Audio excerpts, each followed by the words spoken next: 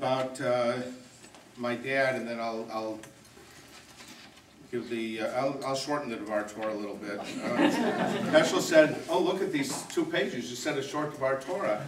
I said, "Yeah, I took Evelyn Wood's speed reading and speed talking class." Stanley, Anyway. just permit me to Yes. interject for a moment. I do want to tell people here that Julius used to pay salaries out of his own pocket. Yeah.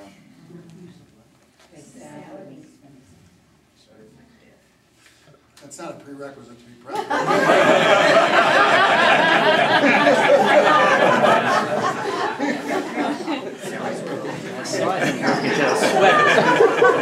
Anyway, well, let me end with one thing. The last point I want to make is when I look at my father and I look at some of the older people that, you know, the people that aren't with us anymore, that did make the academy into what it is and built up the St. Louis community, what is it that really, I was thinking, what really makes a good leader? And I think that my dad had 2 qualities. First of all, he really loved people. That was one thing. He really cared about people. But the other thing is that he was very enthusiastic and he was an optimist. He was a very big optimist.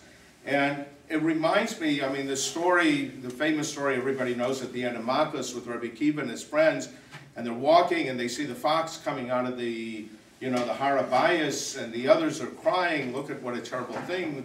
The Beis Hamikdash, that used to be where a Tsar couldn't even go, a person non-Kohen couldn't walk there, now a fox is coming out. And Rabbi Kiva was smiling, and they said, "What are you laughing about? What are you smiling about?" He said, "Because," he said, the Nevuah of Uriah, the Tanakh tells us that put the Nevuah of Uriah together with the Nevuah of Yeshaya, and he says, why were these Nevuahs put together? Because Uriah made the Nevuah about the destruction that the Yerushalayim would be plowed, but the other Nevuah was that the Yerushalayim would soon be filled with young people and old people, and it would be rebuilt. He said at the Gemara, he said, as long as the Nevuah of Uriah didn't take place, then the other Nevuah would not yet take place. But now that we see Uriah's Nevuah came, so we know the other Nevuah is not far behind. So he looked at it from an optimistic point. You have to have 2 things. You have to have optimism and you have to have emunah. And as we approach Rosh Hashanah, it's very important that even though it's Yom Hadin, but a person has to go in with an optimistic feeling. And we don't have to look further than the pasuk in Nehemiah, where the people, when they came back to Eretz Yisrael, and some of them had intermarried, and they sat in the square and they read the Torah on Rosh Hashanah, and he told the people, it says that Nehemiah and Ezra and the Levium, they told the people, go out and be happy, because even though it's Yom Hadin, you should have a optimistic attitude that everything is going to work out right. And in order to be a good leader, one has to have both the optimism, even if something is not what it used to be or has got problems, one should always look at it in an optimistic way, and with the emunah, that things will work out. And I think that's what my father did, and that's why he was successful. Now, as far as the Dvar Torah, because this week was Shoftim, even though this really, my dad's yahrzeit is really next week, but there are other speakers coming to town, so I gave it a little early this week.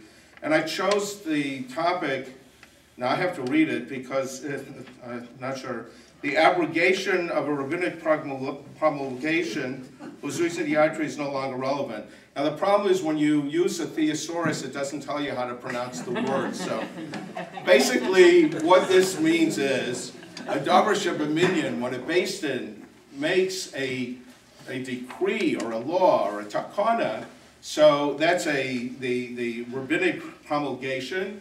So in order to get to disband it, so you have to have another beis din come along, even if the reason for the takana no longer exists.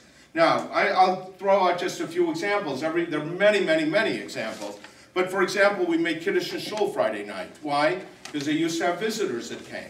Today, most shuls, most places, we don't have visitors. Should we make Kiddush Friday night? The reason for the takana no longer exists. We repeat Magen Avos on Friday night. Why? Because people came late. The shuls were in fields. It was dangerous to go and walk by yourself. So we lengthened the service so latecomers could not have to worry, would not have to worry about walking home alone. We don't have that. The shuls are not are no longer in fields. So unless you're in Ferguson or something, I guess, there's no problem. Mayim achronim is because of Melech Sodomis. They would dip the bread or dip their hands in this very, very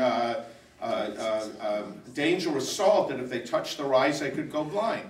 We don't have the Melech Sodomis, and we don't, do they dip so much into salt after the meal. Chal of Yisrael, because we were worried that Goyim would put maybe non-kosher pig's milk or something into the milk. We have USDA inspections now. That's no longer a worry. The repetition of Shemona Esrei. We do it because of people that didn't know how to read, that were ignorant. Many times, most people in shul today do know how to read. All of these, not taking medicine on Shabbos, all right, because they were worried people will grind. Well, they grind spices and stuff, or grind, medical things to make medicine. We buy everything from the store. Who makes their own medicine? That's not done. Drinking water left uncovered. They were worried that a snake might have come and placed venom in the water. All right, Yom Tov Sheni Shel Goliath, because they didn't know outside of the area where the witnesses could come and tell them which day the court had declared Rosh Chodesh, so they would have to keep 2 days of Yom Tov because they weren't sure. Now we have a calendar. We know when it is. So all of these are examples of takonas that the reason no longer exists. What do we do? Can we disband them or not? So the Gemara in Beitza tells us that once you have a davar shebaminyan, once you have something decreed by a court, by a minyan of chachamim, so tzorach minyan acher lahatiro. It does not just go away by itself, even though the reason no longer exists. You have to have a beis din come along and disband it and officially make a decree that it's no longer valid. That's a halacha of davar shebaminyan. Now the Gemara brings down 3 proofs. 2 of the proofs have to do with Matan Torah. I won't go through the whole proof, but they're basically that the people are told not to go to the mountain or to cease having relations with their wives. And then after Matan Torah, they were told they could go on the mountain, they could resume relations. Well, why would we need Hashem to tell us to do it when we know the whole purpose was Matan Torah and it's over? It should have been done and finished with without having to have a specific decree. And the last case that the Gemara in Beitza brings that is on a rabbinic law, and that is that the net to revai, which is the 4th year, let's say you have grapes, and the first 3 years you're not allowed to eat them. The 4th year they're considered like Meiser Sheni. Meiser Sheni was brought to Yerushalayim and eaten in Yerushalayim. Or, if you wanted to, you could take the value of it, redeem it on a coin, take the money to Yerushalayim and buy food there.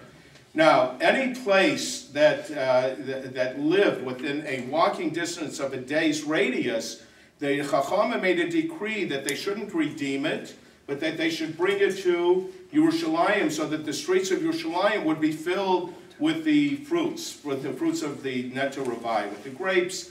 Some say for the Nesachim, there's other reasons why. But that was a decree made by an earlier beis din. And after Churban Abayas, when the Romans had settled, Rabbi Yochanan ben Zakkai said, let's do away with it. What do we have to, Aturei Shukei Yerushalayim, beautify the streets for the Romans? So Rabbi Yochanan ben Zakkai did away with that decree. So you see, even though the reason didn't apply, it needed an official proclamation by a court to disband it. Those are the proofs in the Gemara in Beitza. Now, the problems that arise are, first of all, according to that, but we know there are many things that we do not do. For example, Tosa says we don't need mayim achronim anymore because we don't have melech sodomis. We can drink from water that was left out overnight because we don't have snakes. So, in other words, Chal of Yisrael, some poskim allow because of this USDA, because we know that there's nothing in it. The question is, why don't we say that those things require an official statement by a court? Where do we say yes? Where do we say no? Now, in order, that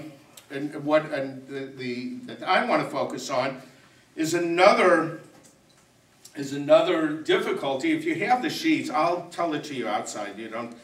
There's a machlokas Rambam in the Raibed, and this is the main point that I wanted to talk about. And the court that has to disband, you have a court that makes a decree. The second court says the reason no longer exists. Let's say, bring Meiser Neto Ravai to Yerushalayim. The next court comes and says, no, we're not going to do it anymore because the Romans are there. Why should we do it? They make an official, Rabbi Yochanan ben Zakkai makes an official decree. We don't do it anymore. What court has the right to decree to disband a previous court's takana?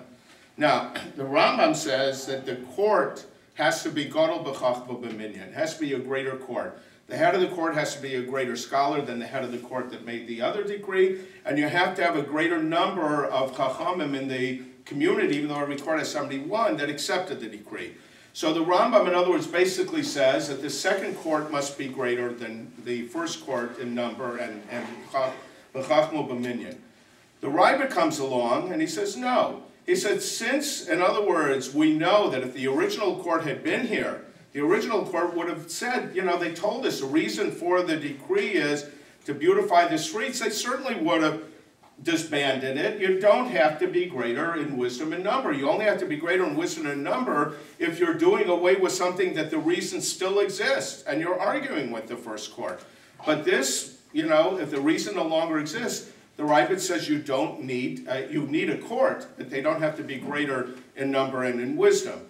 The Rabbah brings a very simple proof. Rabbi Yochanan ben Zakkai disbanded a takana, and the people who originated the takana were greater than Rabbi Yochanan ben Zakkai. So he said, how will the Rambam, why in the world will the Rambam say you have to be greater in Chachma and, you know, the Binyan and Chachma, when Rabbi Yochanan ben Zakkai was allowed to disband in the Netur Ravai. The other thing too, the Gemara says that when the calendar came into existence, so the Jews of the diaspora sent a question to the Bnei Eretz Yisrael, the court. They said, can we do away with Yom Tov Sheni? Because now we have a calendar, we know when Yom Tov is. And they said, no, you have to keep it. And they gave, there's two reasons, I'll get to that in a moment. But the question, the Kesef Mishnah says, how could they disband it? The original court that made the halacha of keeping 2 days of Yom Tov, that instituted the minhag, was an earlier court. How could the Amoraim go against what the Tanoim had originally said to keep 2 days of Yom Tov? This is also a problem on the Rambam. Now the Chassam Sofer suggests that there's a little bit of a proof to the Rambam, the fact that by Matan Torah Hashem had to repeal the law. He said, why couldn't Moshe Rabbeinu in his court tell the people they could go back on the mountain? So he said, that seems to imply that you do have to be gadol b'chachma b'minyan. But the truth is, the Gemara seemed to imply that even if you're not gadol b'chachma b'minyan, you have a right to, like Rabbi Yochanan ben Zakkai, repeal the law. So the Kesef Mishnah, there are a few answers. The Kesef Mishnah says, who says Rabbi Yochanan ben Zakkai wasn't gadol b'chachma b'minyan? But the problem is, the Kesef Mishnah himself brings a Gemara that says that there were 80 Talmidim in that group of Talmidim that Rabbi Yochanan ben Zakkai was part of, and he was the Katan Shebeneim. He was the least important of all of them. So he says maybe least important in other Chachmas, but not in Chachmas HaTorah. Anyway, it's a dochek. It's a dochek to say that Rabbi Yochanan ben Zakkai was gadol b'chachma b'minyan. And second of all, the end result will be, it'll be a machlokas and mitzias. Was he or wasn't he, which is a fact. We like to have, if we can, some form of logic. So these are the problems.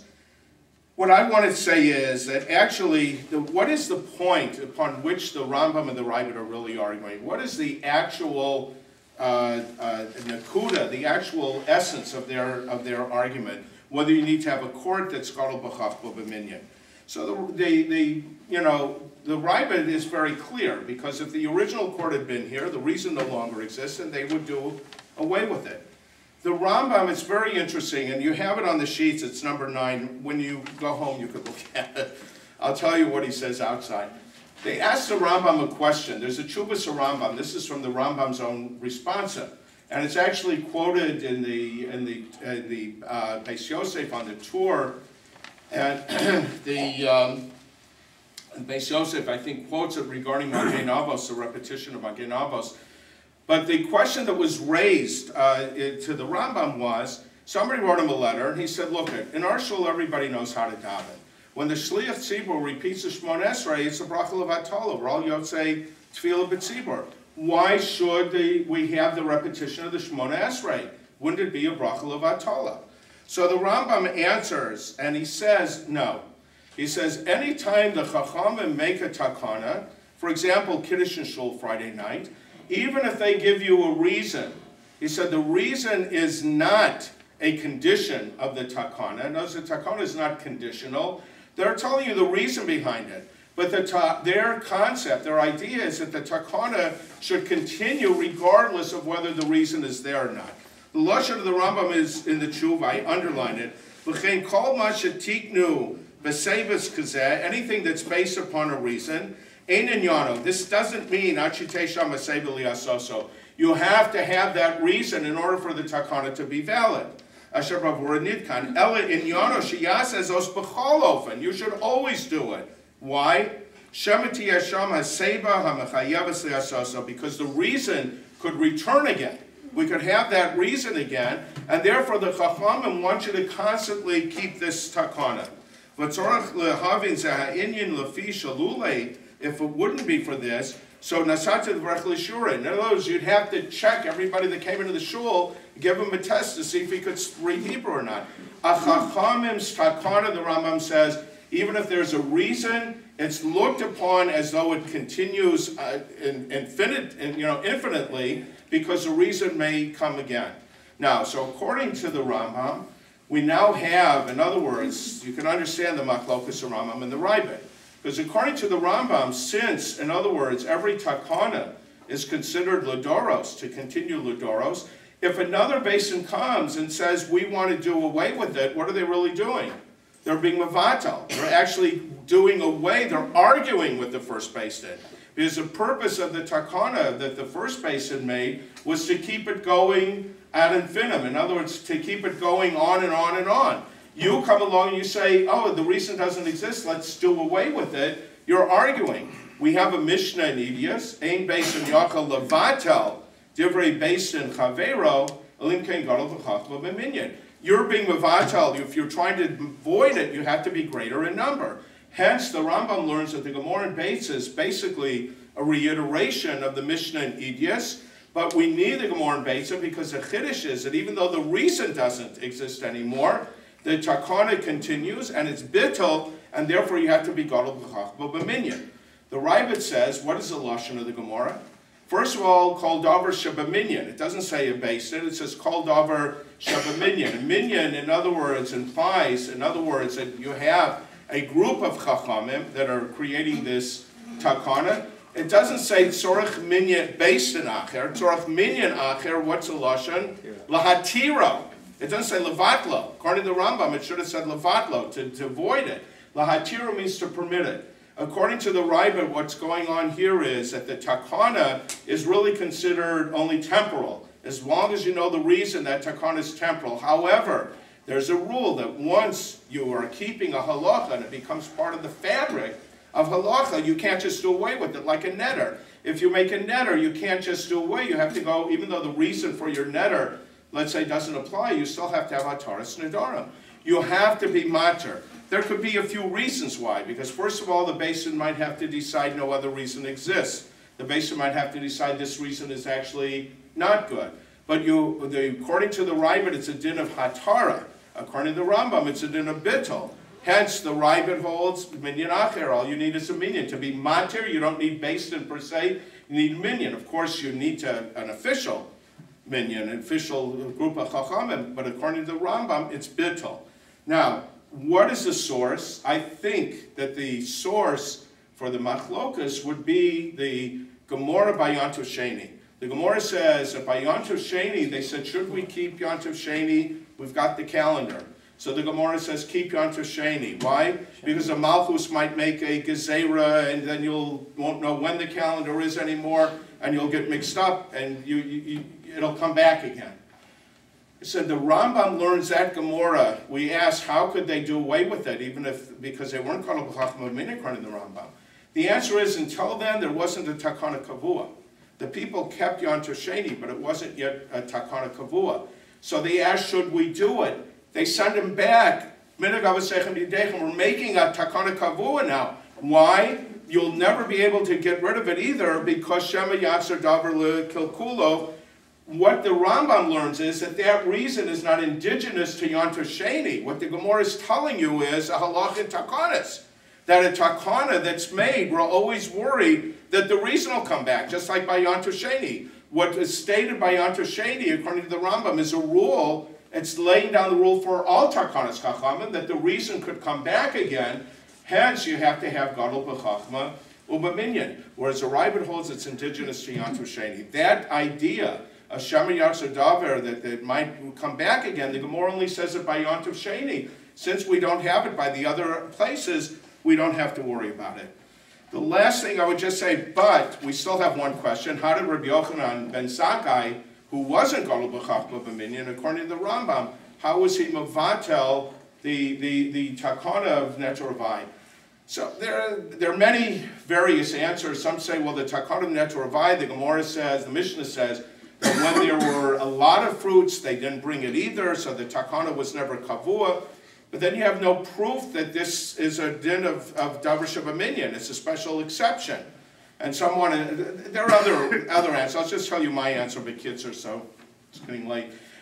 What I want to say is it could be, and it's a kind of a chap, I'm not sure if it's, but there's another machlokas Rambam in the Raibad, and that is, the Rambam Shita is, a truma bisman hazez de rabbanan. Why? Because when the Torah says, it says, Kisavo'u, when you will all come, Kisavo'u el-aretz. So the Rambam holds that in order for Truma to be D'oraisa, you have to have, there's an element, a condition of Bias Kulchem. The Jewish people, they have to be in Eretz Yisrael.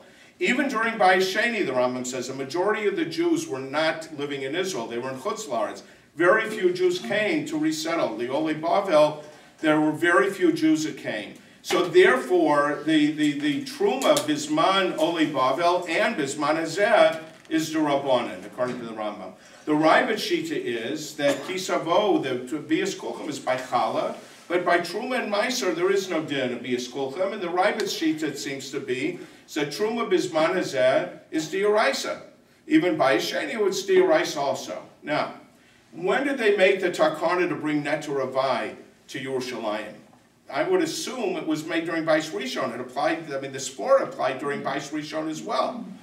Now, if during Bayis Sheni, Truma was D'oraisa, like the Raibad says, so the Takana would have continued from the same Takana that was in Bayis Rishon. It would have continued to Bayis Sheni, because it's D'oraisa also. Why would it be any different? But according to the Rambam, Bayis Sheni was only D'Rabbanan. So who says Netorvai? Who said that has to come on a Rabbanan Netorvai? So they would have had to reinstitute the Takana according to the Rambam in Bayis Sheni. So according to the Raibad, Rabbi Yochanan ben Zakkai is Mavatal Takana from Bayis Rishon. He certainly wasn't gadol b'chachma b'minyan, but according to the Rambam, he was Mavatal Takana from Bayis Sheni. He might have been gadol b'chachma b'minyan, and maybe that's what the Kesef Mishnah means. It's no longer machlokas and mitzias. It's a question of which Takana and which era of the Takana was he Mavatal. And then that way you could understand the machlokas, the Rambam and the Raibad. You could look at some of the sources. I'm not going to go through any of the other stuff, but there are actually reasons why, let's say, other things are batal without having a minyan chachamim. There are the Magen Avram and others bring down other exceptions to the rule, but a lot of it is on the sheets, and you could see it. I want to thank everybody for coming, especially the Rabbanim that came, and all of my friends. I appreciate it, and people still care about my dad, which is a very good feeling for me. So I appreciate it. Thank you.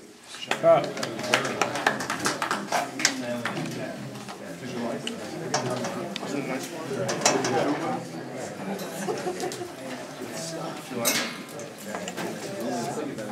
Are you in that song?